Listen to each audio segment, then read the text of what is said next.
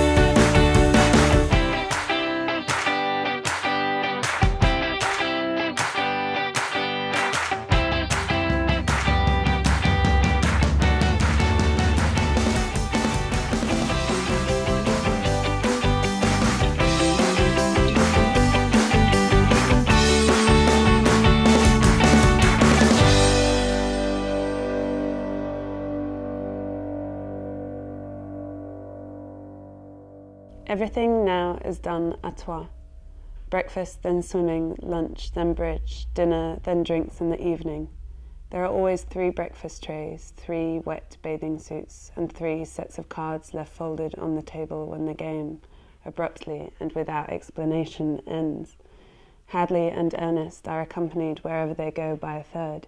This woman slips between them as easily as a blade. This is Fife. This is her husband's lover.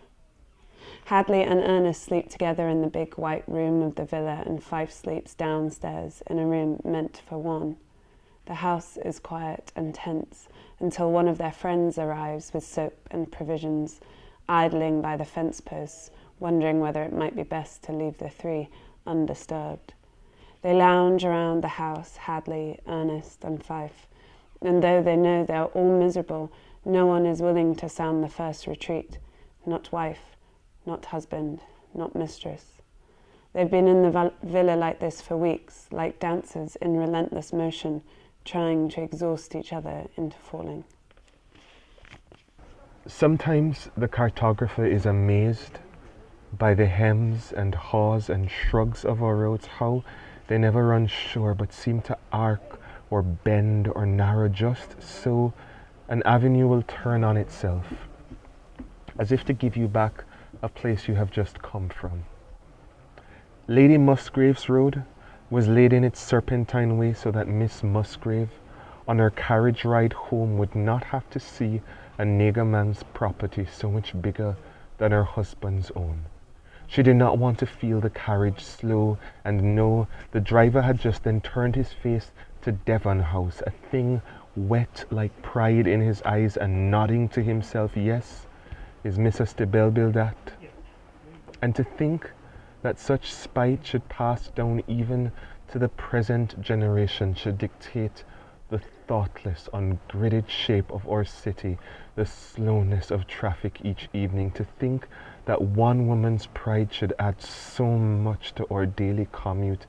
This is something the cartographer does not wish to contemplate. Still, he wonders if on his map he could make our roads a little smoother, a little straighter, as if in drawing he might erase a small bit of history's disgrace.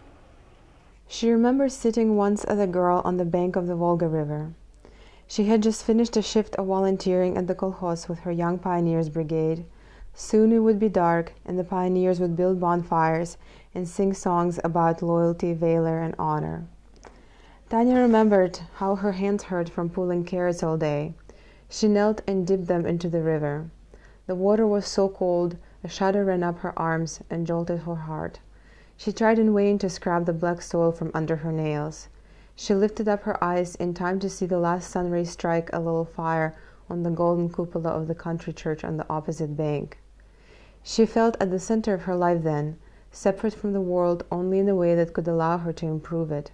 Although her future seemed vague, its every mysterious facet glimmered with light and possibility.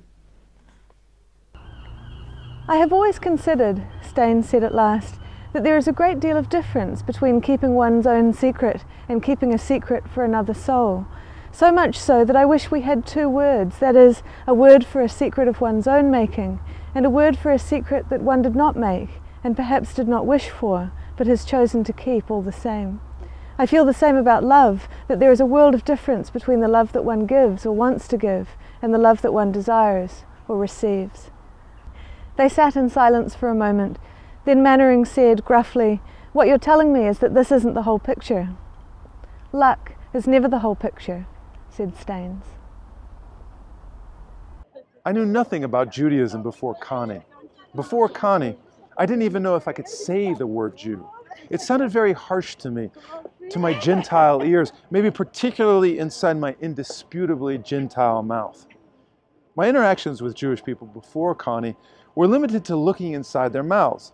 A Jewish person's mouth is identical in every way to a Christian's. It was all one big mouth to me, one big open, straining, gleeking, unhappy, discomfited, slowly decaying mouth. It was all the same cavity, the same inflammation, the same root infection, the same nerve pain, the same complaint, the same failure, the same fate. Look, here's what I knew, all I cared to know, and for that matter, all I thought I'd ever need to know about the Jews. They'd given the world a son, a southpaw by the name of Sandy Koufax, who pitched 3 Cy Young seasons for the Dodgers and hated the Yankees like a true American hero. Go home, my brazen flesh lets off the sound of doing something I should not. Our mother, careful look and questions, cannot understand the alteration, and shall not let adjustment be without a nuclear fight. No going off to be another girl than I was before, no. There must be confession, explanation, close the bedroom door and bathroom, keep my body's secrets in, hers out, if I could. I do not, will not be frying down in hell. My mind is blanket clear. It's hot inside and not much breath, but no one sees me where I am. It's good not feeling pure.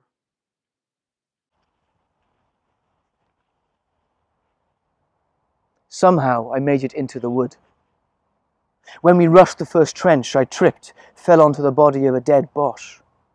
I waited for the steel between my shoulder blades, but it never came. So I pushed myself off him and carried on. So many of us were dead by then, or dying. We regrouped with strangers, men from other companies, battalions. It was slow, but we fought on. They were just as exhausted as us. We were so thirsty. But when the water bottles came back, every second one was holed. The wounded were crying out for water, water. I don't know how, but I was still alive. I began to think maybe I'd come through. Maybe Cyriol would never see my letter. Maybe we'd be married after all. But then our own shells started coming down. 9.2s, 5.9s. We didn't stand a chance. I heard the scream of one coming. You, it seemed to cry. You. And it was me. A shell made at home, coming through the trees, made in Carnarvon, perhaps. Had Cyriol touched its steel? Had her breath clouded its brass? In a way, I hope so. That would be something, at least. The houses are blind as moles, though moles see fine tonight in the snouting velvet dingles, or blind as Captain Cat, there in the muffled middle by the pump and the town clock, the shops in mourning, the welfare hall in widow's weeds, and all the people of the lulled and dumbfound town are sleeping now.